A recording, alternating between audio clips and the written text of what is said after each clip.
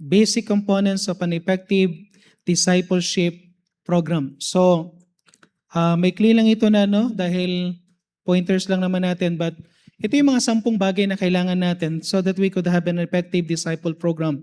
First is leadership. Okay? Of course, sabi nga nila, everything rises and fall in leadership. So mahalaga yung leadership. So in Acts chapter 20 verse 28, tingnan niyo po yung Acts chapter 20 verse 28.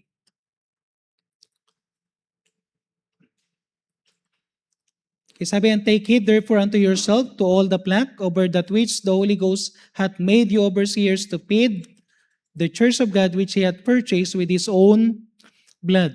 So one of the great responsibility ng leadership is to oversight the believer. Okay, tawag sa amin is overseer. At ang pinaka-purpose namin is oversight, at the same time is to feed the flock of God's, i-lead sila ng tama. So ang pinaka-ano natin dito is, una, kung ang leadership magpipail at hindi ko tawag dito yung bang hindi ko ito pupush, okay? I know na sabi nga nila sa leadership, palaging meron kang maririnig na tawag dito yung meron kang maririnig na parang masasabi na pagka nag-preach ka na, halimbawa sa preaching.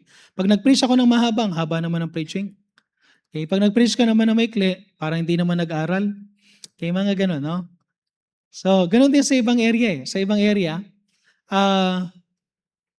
tag dito, pagka pinush natin ang pinush patungkol sa mga things that we need to do as a Christian, sometimes iisipin natin, Pastor, masyado tayong hindi tayo relax sa church. Dapat ang church natin relax.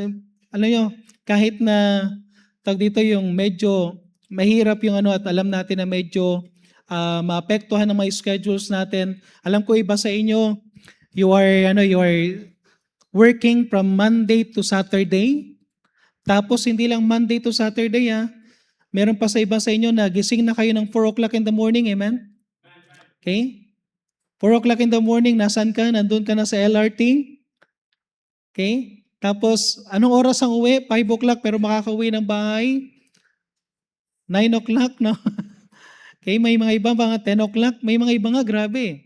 Matutulog lang sila sa bahay ng 12 o'clock para gumising ng alas 4. Tapos, ulit, no? Just 4 hours, kuminsan. Pero tandaan natin to, kahit gaano tayo ka-busy, we need to take time. Okay? We need to manage to be a discipler. Okay? Pwede ka maging discipler doon sa mismong place kung nasaan ka. Pwede ka maging discipler kahit na nandun ka sa LRT. Pwede ka maging soul winner kahit na nasa LRT ka. Pwede ka magbigay ng gospel tracts. Kung traffic, di lahat na lang ng mga nakasakay doon sa jeep, bigyan mo ng gospel tract. Amen? Okay? Ganda nga yun kapag traffic, kapag karaming opportunity. Okay? Pero isang bagay na natin is, kahit na gaano ito na sometimes unpopular, as a leader of this church, I want to pursue yung soul winning sa yung discipleship. And I pray na one thing na gusto kong rin natin is, every leader in different ministry must lead yung ministry na merong tinatawag na soul winning and discipleship. Okay? Sana yung leader sa orchestra, leader sa choir, leader sa Sunday school, leader sa greetings, leader sa usher, every leadership. Kahit na medyo mahirap ito, pero ilagay natin to sa natin na since God gave me this leadership, this kind of leadership, kahit na leader ka sa children ministry, sa youth ministry, whatever na ministry na hinawakan mo, I pray na isang bagay na ipagpipray mo. Isa ako sa magiging promoter ng soul winning and discipleship. Amen? Second, another basic components ng discipleship program is soul winning. Okay? Winning souls and discipling goes together. Discipleship, okay, listen do not substitute discipleship in soul winning. Magkaibang soul winning sa discipleship. Amen? The very purpose of discipleship so that we could have a lot of soul winner. Yan ang pinaka-reason kung bakit tayo nagdi-disciple. At wala rin tayong i-disciple kapag walang soul winning. Amen? Okay? So ibig sabihin, kahit na nandun tayo sa discipling, meron tayong ini-emphasize natin is discipleship, of course, hindi pwede natin paghiwalay. Magkasama palagi yan. Tandem yan, no? Yung soul winning and discipleship. Okay? Number 3. Okay pa ba kayo? Mabilis lang. One-on-one. Okay, one time, sino sa inyo yung, naabutan nyo yung meron tayong soul winning booklet dati? During the time ni Pastor Tokero, yung, pag nabuo mo yung soul winning booklet na yun, meron kang mug, tama ba yun? May mug. Tapos kapag nakakuha ka ng 3 soul winning booklet, meron kang magic mug. May mga ganon, di ba? Tapos naalala nyo, merong isang Bible school student dati. May Bible school student na nagulat kami na kompleto niya yung buong booklet in 1 soul winning time. 1 soul winning time. Okay, imagine mo, no? So how many names sa 1 booklet? Siguro nasa 50 siguro names, no? 50 names ba yon? Sa tingin niyo, gaano karami yung dati? 50 names? No? 50 ba? No, he was able to have yung all names dun sa 50 in just 1 soul winning. Tapos tinanong namin siya, paano ka nag-soul winning? 1 minute every Okay, so hindi yung soul winning. Tapos meron siyang ginawa. Lahat iipunin niya. So puro bata na Alam niyo, it's good to have a opportunity na makapag-preach ka in a crowd. Maganda yon, pero ibang-iba pa rin ang one-on-one. Okay? Alam niyo yung one-on-one? Kasi one-on-one, you can see the response eye to eye. You can talk, tapos meron siyang response. Ibang-iba pa rin yung one-on-one. Kaya nga, during the invitation, if somebody raise their hand for salvation, mas maganda one-on-one. Do not have yung para bang yung multiple people na wini-witnessan natin, mas maganda yung one-on-one. Isang bagay na makikita natin dito, even the Lord Jesus Christ spent several meron siyang, di ba ang Panginoon meron siyang 120? Okay? Pero anong makikita natin sa Panginoon? Even may 120 siya, meron siyang grupo na 70, meron siyang grupo na 12, meron siyang grupo na by 3, at meron din siyang pinakamalapit na isa. Ang Panginoon, kapag nakikipag-usap siya, most of the time, He wants to talk one-on-one. Amen? One-on-one. So, isang bagay na kailangan natin ditong tingnan is, matuto tayo na ang pinaka-goal natin sa ating Christian life is, yung bang, pag may witnessan tayo, ibang-iba pa rin yung quality. You need to share the gospel in a quality explanation. Quality time. Wag na natin sabihin, meron ka bang 10 minutes? Bigyan mo lang ako ng 10 minutes, pero hindi naman 10 minutes, di nagsinungaling ka pa, no?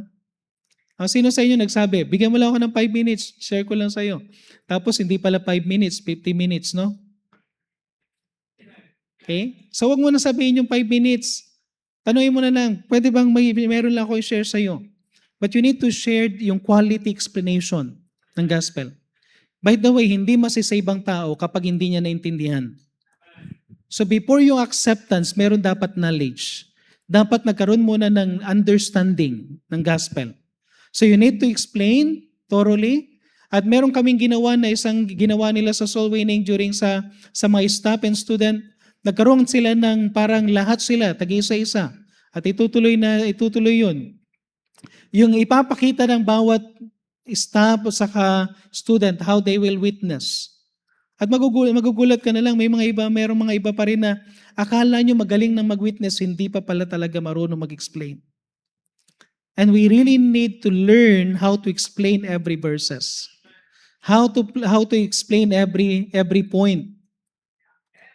And how to effectively explain. Sometimes meron na tayong magandang explanation, pero may mas maganda pang explanation, mag-grow ka pa sa explanation, then you need to learn.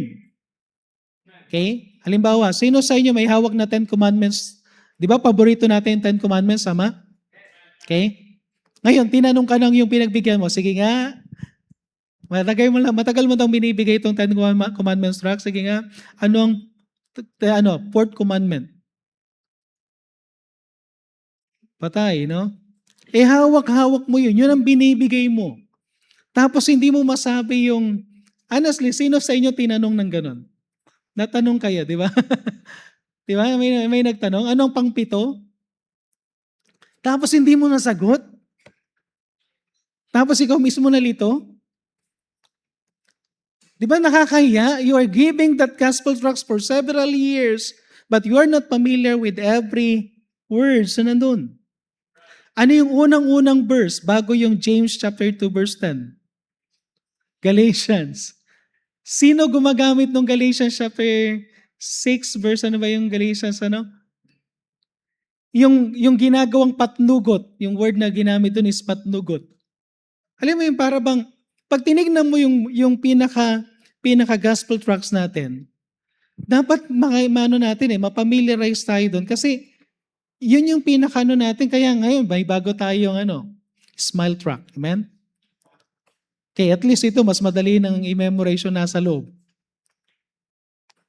Pero isang natin na makita dapat dito, yung bang familiar ka, na kapag ka nakipag-usap ka, may tinanong sa'yo, agad-agad makakapag-share ka kagad sa kanila. Then, yung nakakausap mo siya at merong magandang explanation.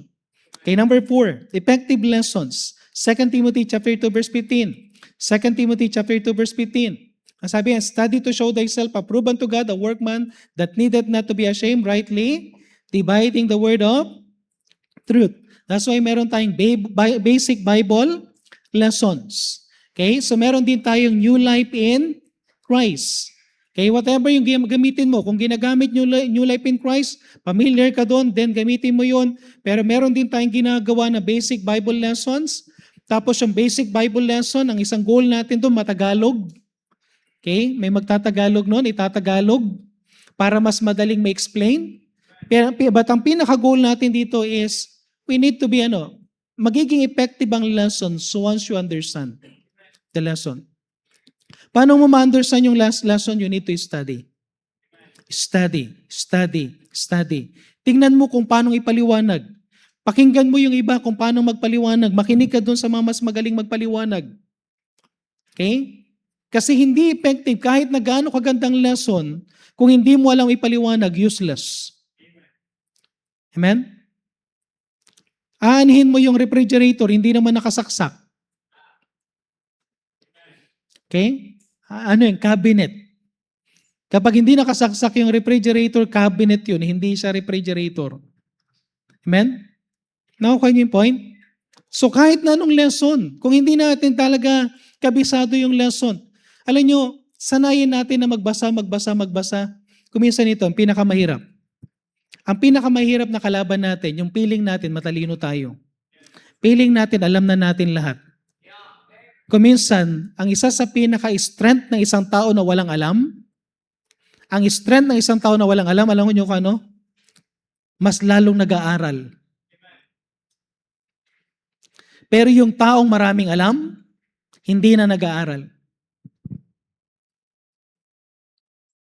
Amen? Sometimes we do not even ask for God's wisdom. You need to study, you need to ask for God's wisdom. The number 3 is schedule. Okay? Siguro itatapik ito ng mga sa susunod na Okay, schedule, yung church schedule. Perhaps one of the most hindrances sa discipling, yung palaging sinasabi, we do not have enough time. We do not have enough time. Okay? Pastor, hindi na kami makasama sa soul winning, yung pag-attend sa church ng Wednesday, ang hirap. How much more yung Thursday night? How much more yung Friday kung merong mga pupunta ng Friday night? Pero sabihin ko sa inyo, meron yung schedule. If you are not available sa Thursday night, if you are not available ng Friday, pwede naman ng Saturday. Inisip ko nga pag-isipan nga natin, brainstorming, yung Saturday ba talaga kailangang practice lahat or baka may kailangan na sa part ng Saturday ay merong kahit na 1 hour lang nalalabas. Kung maaga namang matapos, 6 o'clock natapos yung practice, why not lumabas? Amen? Amen? Alam niyo yun? Yung para bang, okay na ako, kakanta ako, tapos kakanta mo, anong kakantahin natin? Rescue the perishing, tapos hindi ka nagsosoul winning. Kakantahin, alam mo na ba kung ligtas ka? Hindi ka naman nagsosoul winning. Go ye into all the world, hindi mo naman ginagawa. Alam niyo yun? Pwede maganda yung tugtog natin, pero hindi tayo nag-soul winning, hindi man lang tayo nag-disciple, then, alam niyo yun, parang yung para bang nagkukunwari tayo, ang ganda ng song, but we do not really understand the song because we are not doing what the song said. Amen? Kailangan let's make a time. It is more matter of vision rather than time. Because we make time for what we consider most important. If we think that is important, meron kang time. Okay? Okay, tingnan mo yung sarili mo. Try to maging maging honest. Orasan mo ang sarili mo sa Facebook. Ilang oras sa Facebook? Ilang oras sa game? Ilang oras sa chatting? Ilang oras sa Netflix? Ilang oras sa TikTok? Ay, may nagti-TikTok pa yata dito, no? Pag Christian ka, hindi ka dapat pasayaw-sayaw ka dyan, ha? Okay? Ang dami nating time. Tingnan nyo to pag-assignment, grabe. Grabe yung pag-assignment. Talagang bibigay mo yung time. You have a time for everything that you see, you think that is important. Meron kang time. Meron kang time for siesta Amen? Amen? Tapos sasabihin mo walang time for the most important thing. Alam nyo, kailangan lang natin sabihin na kailangan ko lagyan talaga ng time. You need to schedule. You need to schedule. Okay, number 6. Growth. Okay, growth. It is God's will for every believer. It is God's will for every believer to grow into spiritual maturity. May mga verses tayong nilagay dyan. Tingnan nyo sa John chapter 15 verse 8. John chapter 15 verse 8. Sabihin, herein is my Father glorified that He bear much fruit. Anong pinakaano ng Panginoon? We bear much fruit. Meron akong gustong tingnan natin dito, no? Yung pasayos ko lang ito. Sometimes, naka-concern tayo sa numbers. It's good na meron tayong gusto sa numbers. Pero there is 2 way to increase yung number. Dalawang way para mag-increase sa number. Sa mathematics, ano yung dalawang way para mag-increase ng number? Addition and multiplication. Pero anong different ng addition sa multiplication? Okay? We can add a lot of people in the church. We can add a lot of people in the church. Okay? Pwede ka mag-add, maraming tao. But if that is not disciple, then they are not growing Christians. They are just attender. Tapos maya-maya mawawala. But if we are on the multiplication, you are multiplying yourself. If you are a people Christian, anong tendency? You will multiply to have a faithful Christian. Ibig sabihin, pagdating sa addition, sa addition walang quality. Sa multiplication, we multiply what we are. Who we are. Nakukuha nyo?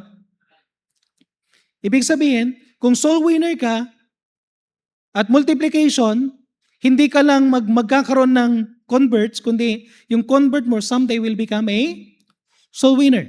Tama? You're multiplying. We're multiplying. So hindi ka lang nag-a-add, ang ginagawa natin is minumultiply.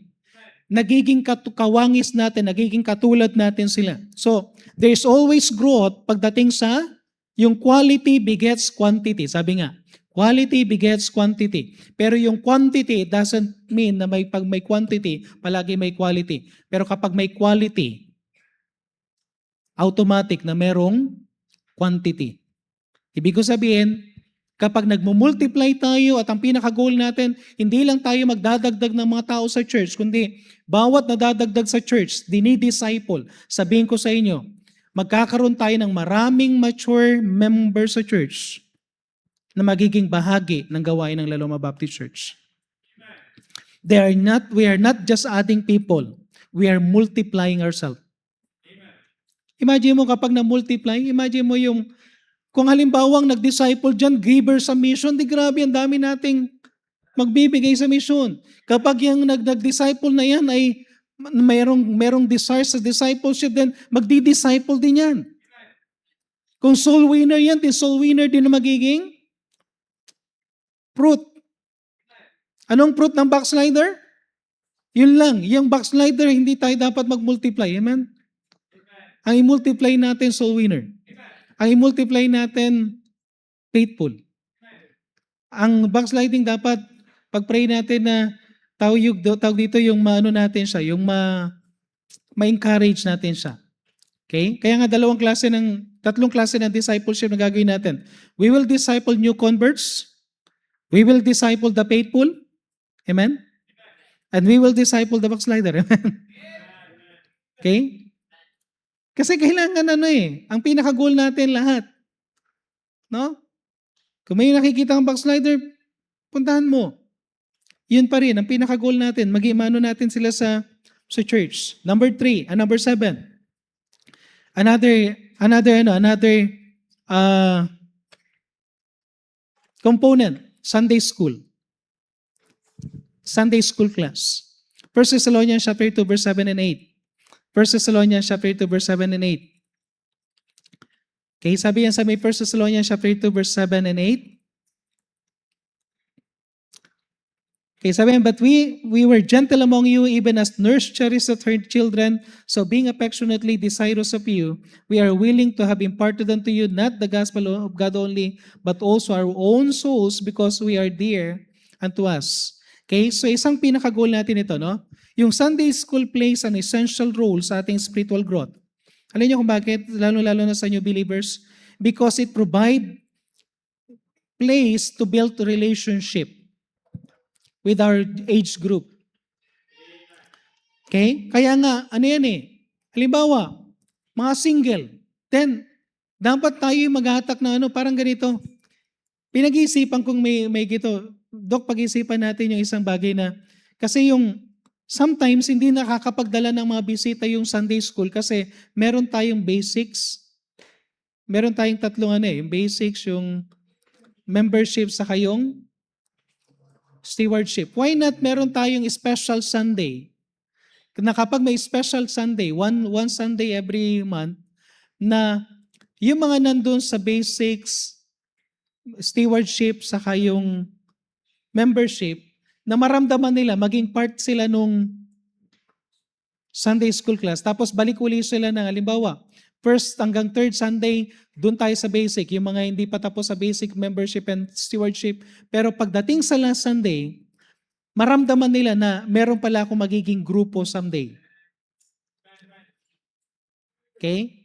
Tapos, para yung halimbawa, pag nakita nyo yung nag-attend sa Sunday school class nyo yun, then hahanapin nyo yung tao na yun. Kasi alam nyo na dapat yung tao na yun, matapos niya yung basic class niya, natapos niya yung membership class niya, matapos niya yung stewardship class niya until such time na makapunta siya sa inyong Sunday school class. Okay? Tapos kapag may nakita tayong bagong member sa church, yan ay young people, automatic. Yung mga young people, kausapin nyo kagad yun. Sabihin nyo kagad sa kanila, may mga program kami sa church. Kaibiganin natin kagad because ito yung pinaka-best, Ang Sunday school, lumaki ang maraming churches in America because of Sunday school. At ang pinaka talaga natin, Sunday school, hindi lang tayo dapat magturo ng lesson every Sunday, kundi meron talaga tayong opportunity na dapat pinupuntahan yung mga tao na nasa group age ng handle natin. Amen? So magbibisita. Kaya maganda yan, may experience na meron akong ina-eye someday. Kasi ang tagal, di ba? Ilang lessons sa basics? 6. Tapos ilan ang lessons sa membership? Ilan? 4. Ilan ang lessons sa stewardship? 12? Stewardship? 12? Ang haba pala ng stewardship. Okay? So imagine nyo kung 12 plus 6 plus 4. So 20 plus yung ano natin na lesson bago siya makapunta sa Sunday school class. Ano kayang gawin natin? No? So merong special Sunday na magkasama lahat. I mean, magkasama yung, halimbawa si Rhea May. Ilang taong kasi sa Rhea May? Ay, wag na, no? Single ladies. Mahirap pala magtanong ng edad ng single ladies. Alam mo si Sister Rhea May, bago siyang attend sa church. Ang gagawin is, i-encourage natin siya ng first Sunday hanggang third Sunday, nasa basic, tapos tatapusin niya yung later on magiging membership sa stewardship. Pero pagdating ng fourth Sunday, kada fourth Sunday, bawat basic class, halimbawa, makaka-attend siya ng regular Sunday school para maramdaman niya na within a month na umatin siya, meron siyang grupo na ina-expect na inaay niya someday, pag natapos ko itong basic, itong tatlong ano na to, meron akong isang class na nandun yung mga kaibigan ko, nandun yung kaedad ko, nandun yung makakaintindi sa akin. Amen? Okay? Tapos ang gagawin din natin pag nag-imbita ka ng isang class, halimbawa, may inimbitahan sa sweetheart class, yung inimbitahan sa sweetheart class, pwede nating sa isama muna sa sweetheart class, tapos iano o kaya sa first time muna siya, sa first time visitor muna, tapos sa susunod, paramdam natin na ganito, then i-channel natin siya dun sa tatlo. Pero sasabihin natin, every fourth Sunday, kasama ka namin. In some way, siguro ma-enjoy nung yung bagong mananampalataya na meron siyang family. May small family within our family. Okay? Number 8, records. Ito challenging. Records. 1 Corinthians chapter 14 verse 40. 1 Corinthians chapter 14 verse 40. Let all things be done decently and in order. Church, tulungan nyo kami dito ha. First, yung visitor slip. It must be properly filled up. Dapat ma-filled up yung ano, no? Ang hirap kasi magbisita kung nakalagay saan ka na yung address, Quezon City. Amen? Ang hirap mo, ang lawak ng Quezon City. Pag nilagay niyo yung barangay, ganun din. Yung pagbarangay, ang hirap nun. Hindi mo mahanap, hindi magkakakilala mga tao sa paligid. Dapat specifically yung address. Tapos may contact number, tapos mabanggit yung pangalan ng maayos. By the way, kapag meron kayong bisita, sabihin ko po sa inyo, the sweetest word na gusto natin marinig is our name. Tama? Kapag winelcome dito at nagkamali tayo ng bigkas, nakakahiya. Lalong-lalo na sa apelyido, pangalan. Kaya kung hindi maganda yung pagkakasulat, tanungin nyo siya para ma-spell nyo ng tama at mabanggit ng tama sa pulpit. Amen? Yung records. Another thing, no, yung ano natin dito, yung efficient recording system. Okay? We are thankful na si Brother Eliel gumagawa siya ngayon ng program. Okay? Yung program na yon na pwede naming dito yung mas maganda pa, pero kailangan namin talaga na magtututok doon na mag-i-encode. Okay? Nandun yung age, nandun yung name, nandun yung address, tapos madali nang hanapin because of the program. Okay, number 9. Okay, for the sake ng times. Number 9, soul winning map and membership distribution map. So meron tayong gagawin. Meron na tayong soul winning map dito dito sa baba, sa music room. Yung map ng tawag dito yung Laloma, tapos meron tayong 3 kilometer radius. Pero pinapagawa ko kay Brother Maning kung magagawa natin to na yung mapa kung nasa ng mga miyembro. Challenging yan kasi meron tayong mga umaten sa church, sila Doc Arvin nasa Parview. No, Parview, no? Meron tayong umaten ng, tawag dito, San Jose. Meron pa nga dati umaten sa atin na San Jose. San Jose del Monte dati. Okay? Sila Sister Sok nasaan na sila Sister Sok? Part na ng Shaw Boulevard, no? Shaw Boulevard. So, medyo ano ng yung layo na yun. So imagine niyo yung kung saan-saang lugar, meron tayong Mandaluyong, meron tayo sa Mindanao Avenue, okay? So iano natin yon, bakit mahalaga yung saan ng mga location ng member? Kasi pwedeng maging area for soul winning. Area for soul winning na pwedeng madala o kaya something na pwedeng na pag nagbisita kasi. Meron kasing isang idea na kung saan ka magbibisita, halimbawa may binisita ka doon ka na lang sa area na yon. Para hindi sayang yung gasolina, hindi sayang yung pamasahe. Okay? So, iano natin yun, no? Yung potential contact for discipleship. Then, of course, number 10, ang pinakamahalaga is yung prayer. Okay? So, prayer is not an optional activity sa discipleship. The foundation of effective discipleship is prayer. Okay? So, mag-pray tayo. John chapter 17, verse 9. Okay, I pray for them. Anong sabi ng Panginoon? I pray for them. I pray not for the world. Matinding na sinabi ng Panginoon, no? Hindi ko pinagpipray, meron siyang specific prayer. Of course, ang Panginoon gusto niya masave lahat ng tao. But there is a specific prayer. Ng Panginoon, meron siya specific prayer for those who are saved. Okay? Not for the world, but for them that which has given me, for they are thine. So, merong special ang Panginoon na pinagpipray niya. Of course, pinagpipray niya ang mundo, pero meron siyang special prayer na pinagpipray niya yung mga disciple lang. Okay? Hindi ito selfish. Hindi ito selfishness. Let's pray for the lost.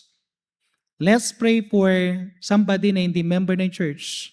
But make sure to pray for the members of the church. Make sure to pray for the workers of the church. Make sure to pray for your family members. And most especially, pray for yourself.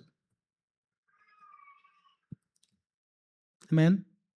Sometimes, ang dami mo nang pinagpray, pero hindi mo pinagpray yung sarili mo. Bumagsak ka spiritually. Sayang. Amen?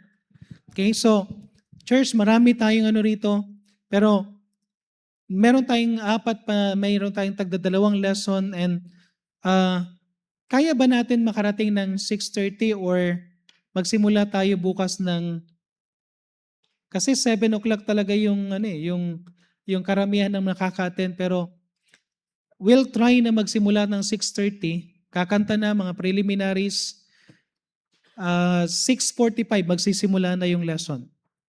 Amen? So agahan po natin kung kakayanin. Kung kakayanin, agahan natin. Let's sacrifice for 2 nights. Let's pray for these 2 nights na remaining. Pag-pray natin yung message na narinig natin ngayon, meron kayong outline dyan. And I pray na first thing na ipag-pray natin is, Lord, give me a heart for souls. Give me a heart for soul. Tapos pag-pray natin yung program natin for discipleship. Okay, alam ko na dito mahirap itong challenging. Lalabanan natin, kailangan natin labanan yung sarili natin at sabihin natin sa sarili natin, atin ako, amen? Okay, atin ako. At maging courage pa kayo ng somebody na pwedeng umattend bukas sa ating discipleship emphasis. So pwede tayong tumayo. I know na medyo late na, pero hindi pa naman ganun ka-late, but it's beyond 8:30. Thank you for your sacrifice. Okay, thank you sa inyong time na pumunta ngayong gabing ito. And I pray na 2 gabi pa, amen? Amen? Kung lamay, kakayanin natin, lamay, talagang kahit na magdamag . So ito, sacrifice lang ng konti. 2 days pa 2 days pa. Let's pray. Pray na tayo at pagkatapos ng prayer, we will be dismissed because of the time. So tayo po yung manalangin. Heavenly Father, maraming salamat po muli sa natapos, Panginoon, na binigay niyo po ng message sa bawat isa sa amin. We know, Panginoon, na napakahalaga po ng discipleship program ng aming church. We know, Panginoon, na napakahalaga ng soul winning discipleship sa buhay ng bawat mananampalataya. And tulungan niyo po kami, Panginoon, mula sa akin, Panginoon, hanggang sa pinaka-list na Panginoon na member. Tulungan niyo po kami, Panginoon, that we will have the heart, Panginoon, to witness, to disciple. At tulungan niyo po kami, Panginoon, na magkaroon kami ng desire pa, Panginoon, na magawa namin ito for your honor and for your glory. Dinadalain ko po, Panginoon, gagawa kami ng maraming way, Panginoon. Maraming, even sa gospel tracts, even sa mga lessons sa amin, Panginoon, everything, Panginoon, na kailangan, Panginoon, para magkaroon kami ng opportunity to witness and disciple. But Lord God, lahat na ito ay magiging baliwala kung wala po kaming heart for the souls. Kung wala po kaming heart, Panginoon, to disciple. Wala kaming heart to witness. So I pray, Panginoon, sa bawat isa sa gabing ito na tulungan niyo po nawa kami, Panginoon, na magkakaroon kami ng heart, Panginoon. Tulungan niyo kami, Panginoon, na i-desire namin na magkaroon kami, Panginoon, ng heart sa buhay namin, ng heart para gawin, Panginoon, ng napakahalagang bagay na to. Lord God, hindi man kami, patawad pa po, Panginoon, kung hindi kami nakapagkaroon ng invitation, but since this is the closing prayer, but I pray na habang nagpipray kami ngayon, nag-i-speak kayo sa aming mga puso. Lord God, hindi ko rin alam kung ano yung mga things na kailangan kong sabihin, para ma-encourage ang bawat isa, but I pray for your Holy Spirit na kayo po, Panginoon, na kumilos. I pray na tonight we'll have something, Panginoon, na ma-experience namin ang inyong working, na meron kayong gagawin, Panginoon, na may ilalagay sa puso namin, Panginoon, na napakahalagang bagay na to. At tulungan niyo po kami, Panginoon, na labanan namin, Panginoon, ang lust of the flesh, ang any work of this flesh, Panginoon, against this most important thing, Panginoon, na kailangan namin pagtuunan ng pansin. At tulungan niyo po kami, Panginoon, to have a heart for souls, heart for discipleship, and a heart for you, Panginoon. Pagpalain niyo po, Panginoon, namin pag-uwi. Maraming salamat po sa inyong binigay, Panginoon, na message, at sa mga ibibigay niyo pa pong mga message sa mga susunod na araw. Kayo pong muli, Panginoon, ng maitaas sa aming kalagitnaan. Ito na po aming samod dalangin sa pangalan ng Panginoon Yesus. Amen.